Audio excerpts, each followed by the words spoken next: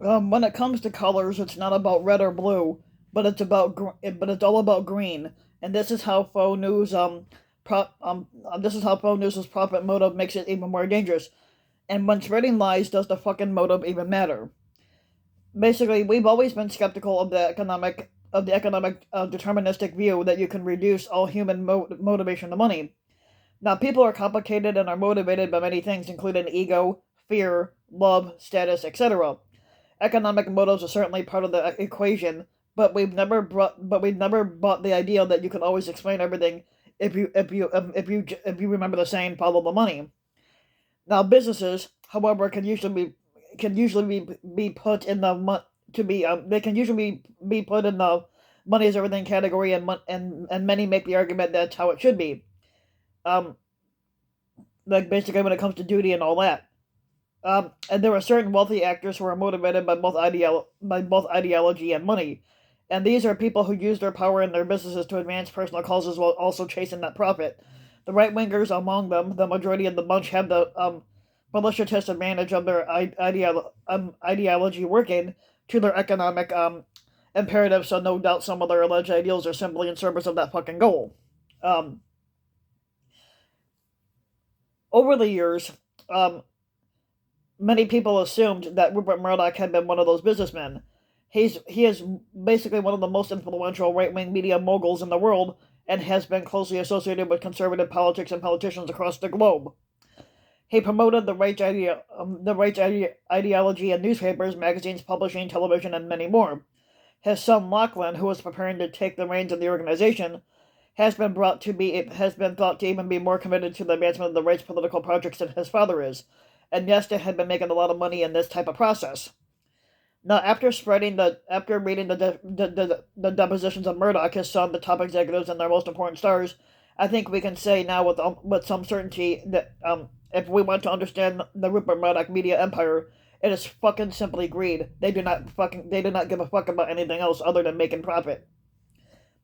Now, the revelations in this Dominion lawsuit, it just keeps coming and coming, and they're truly devastating to whatever Tanner remains that might have been on Foe's status as a legitimate network. And Foe is not real news, so I don't even know how they can get away with putting news in their title when they're not a news network.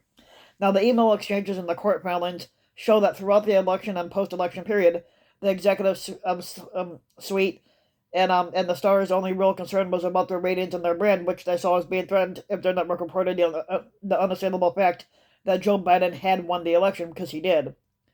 Now, at the direction of Donald Trump, their audience was defecting to the D-list alternatives of OANN, and Newsmax, which are also another fake news channels, and they were all in on Trump's big lie. Now, even today, the network persists in pushing other conspiracy theories on a daily basis in order to keep the audience that they helped to program happy and engaged. Nothing else matters. Certainly not journalistic credibility. Now Murdoch had bobbed and weaved in his depositions, saying that he didn't believe the election had been stolen, that he tutted about his celebrity host failings to acknowledge the truth. But he also made it clear exactly what matters to him as the boss of his media company. And this is an actual quote from him. Um, Faux News chief executive Scott had been wooing Mike Lindell, the crackhead anyway, the major advertiser and pro-Trump conspiracy theorist, according to Dominion's filing. Scott told crackhead Lindell that a personal note and a gift while encouraging Foe shows to book him as a guest to get ratings on January 26th. The racist piece of shit Tucker Carlson and the crackhead Lindell had the crackhead Lindell on the show, and Rupert Murdoch told Dominion's attorneys that he could stop taking money for my pillow ads, but I'm not about to. According to the transcript, an attorney for Dominion then suggested it's not about red or blue, it's about green, and even Murdoch agreed.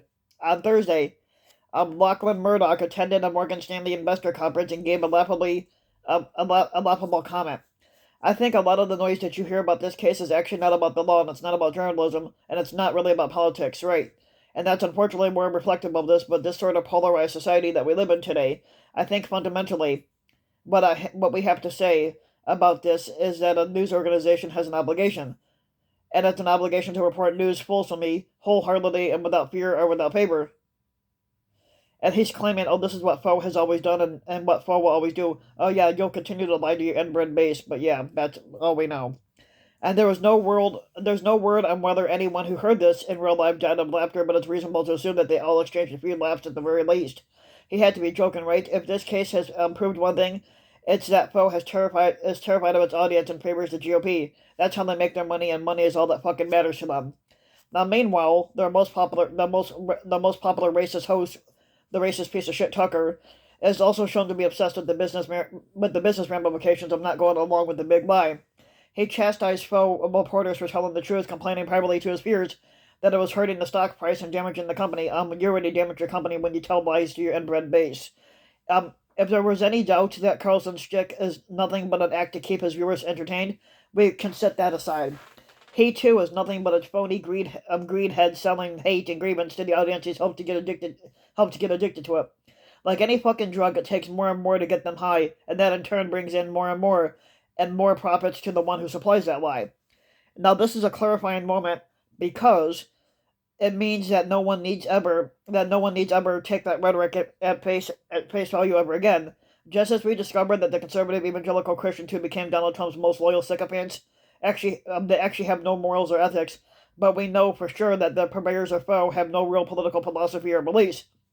But it's just a business to them, and they are serving the customers of the market that they made. Now, knowing that this doesn't make any difference to the result, which is that their creation, a delusional political faction, and has taken over the Republican Party, and it now threatens our American democracy. But it's always best to understand what you were up against. And we know now that the most powerful right-wing media institution in the world is nothing more than a family of hustlers and opportunities out to make a fucking buck. But whatever they say about fucking politics, it should be seen nothing. It should be seen as nothing other than pandering for fucking profits, and that's all the fuck it is. So if you like the video, you can give the video a like and subscribe. You can if you like the video, you can give the video a like and subscribe to my channel, RBW King. You can also hit the notification bell so that you'll be notified when a new video comes out. You can also leave a comment, let me know what you think. And if you want to support my work and my brother, you can donate to my Patreon link, which you can find in the About section of YouTube. And for just a little as a few bucks a video or a month, your donation can help go a long way, and thanks for listening.